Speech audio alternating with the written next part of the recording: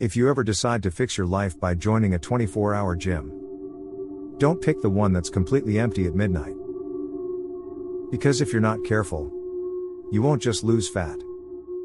You'll lose everything that made you you. My name is Daniel. And this is how I lost more than weight at the 24-hour gym. It started on a Tuesday night. In my bathroom, under that buzzing fluorescent light that makes everyone look worse. I had my shirt off, stomach soft over my waistband. Eyes hollow from too many late nights and takeout. My phone lit up on the sink with an ad. Transform your body at Iron Pulse 24. Open all night. No excuses. Low budget video, slow shots of treadmills and flexing arms. But the text at the bottom made me stop breathing for a second. We guarantee you'll lose more than weight. I snorted. Yeah, I muttered, like money. But the mirror didn't laugh. My reflection just stared back at me, a little too still. For half a second, I could swear his mouth twisted down in disgust before mine did. I blinked. He was normal again. 10 minutes later I was in my car. Gym bag thrown together, still tasting the last slice of greasy pizza I'd eaten out of frustration. Iron Pulse 24 sat at the edge of an industrial strip, where the city turned into warehouses and silent loading docks. The logo pulsed red and white over a wall of dark glass, open 24/7 beating like a digital heart. The parking lot was almost empty. One other car, dusty like it hadn't moved in weeks. Inside, the gym was bright and too clean. Rows of treadmills, ellipticals, and machines I'd never seen on Earth or in YouTube tutorials. All lined in neat rows under harsh white lights. It should have felt motivating. It felt like a hospital that forgot to close. The front desk was manned by one guy. Tall, lean, late 30s maybe. Iron Pulse logo on his polo, name tag that read Cole. His smile was professional and wide. His eyes didn't match it at all. First time? He asked, scanning me up and down in that automatic way fit people do. Yeah, I said. Saw the ad. Figured I should try not to die at 35. He chuckled politely and slid a tablet toward me. We can help with that, he said. Late night is when the real transformations happen. Fill this out. Name, age, emergency contact, health issues. Then a wall of terms and conditions. One line caught my eye. Membership remains active until the client's goal is achieved. No early cancellations. That normal? I asked. Cole's smile sharpened just a little. Motivation clause, he said. People quit when it hurts. We don't do quitters here. I hesitated, then signed anyway. Desperation makes a lot of things look reasonable. Great, he said.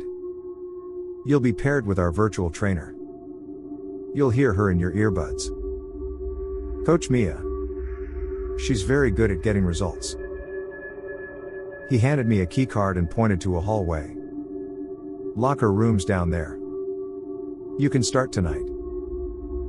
On my way in, I noticed there was just one person out on the floor. A hooded figure on a treadmill at the far corner. The treadmill screen was dark, but his legs pumped like he was sprinting for his life. I told myself not to be weird about it and went to change. When I came back out, in my old t-shirt and shorts, my phone buzzed in my hand. Welcome to Iron Pulse 24, Daniel. A cheerful female voice said as an app opened by itself. I'm Coach Mia. Tonight we'll begin your assessment and activation. I frowned. I didn't tell you my name, I muttered. There was a tiny pause, then a light, almost human laugh. You gave it to us when you signed in, she said gently. I remember everything about you, Daniel. That's my job.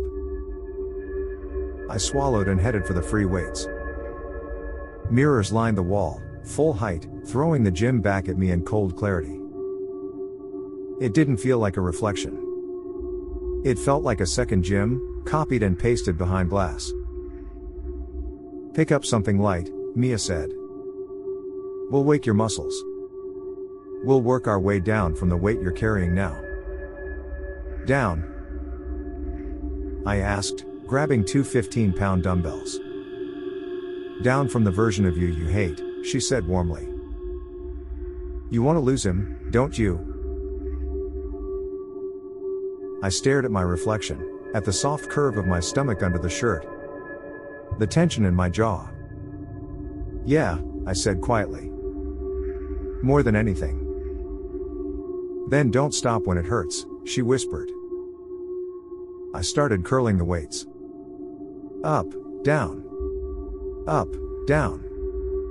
By 12 reps my arms shook. By 15, sweat rolled down my back. "Eyes on yourself," Mia said. "Don't look away. We're carving the old you out." The word carving dug into me. I dropped the weights, breathing hard, and looked up.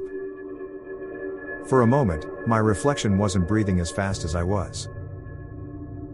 Our chests rose out of sync, like a video lagging behind the audio.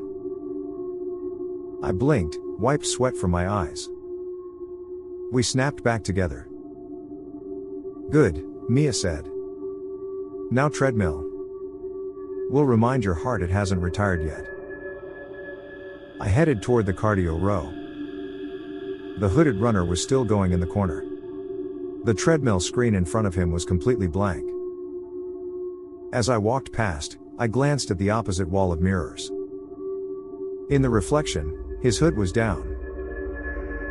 His face was sunken, cheeks hollow. Eyes dug deep into his skull like bruises. Sweat or something darker streaked his jaw. I snapped my head around. In the real gym, his hood was still up. "Keep moving, Daniel," Mia said, sharper now. "Don't stare at other people's progress. You're here for you." I stepped onto the treadmill next to him. The screen lit up without me touching it. "Program loaded, midnight cut," it read. "Goal, lose something you won't miss." "Mia," I said slowly, "what does that mean?" Her voice came back softer and close, like she was standing right beside me. "First night is always the hardest," she said. "You'll leave a little piece of yourself here. But you were trying to get rid of him anyway, weren't you?" The belt started moving under my feet. Behind the glass, my reflection smiled before I did.